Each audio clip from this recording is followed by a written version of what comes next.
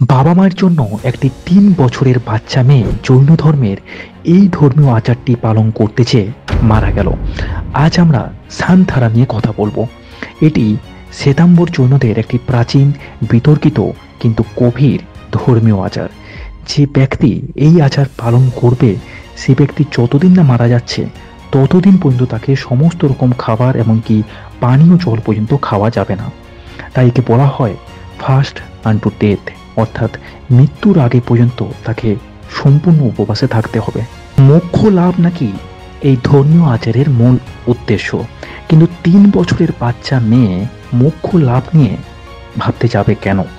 আসলে আমরা জানি মানুষ মূলত বৃদ্ধ হলে এই পথ বেছে নেয়, বা যদি এমন কোনো শারীরিক রোগ হয় যার চিকিৎসার মাধ্যমে সেরে উঠবে না, তখন এই পথে তারা চালিত হয়।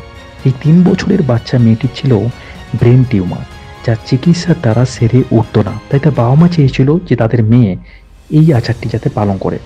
২০১৫ সালে রাজস্থান সরকার এই প্রথাকে আত্মহত্যা বলে রায় দিলেও পরে সুপ্রিম কোর্ট সেই রায় স্থগিত করে দেয়। আপনাদের কি মনে হয় এই প্রথা বা ধর্মীয় আচার কি সমাজে থাকা উচিত?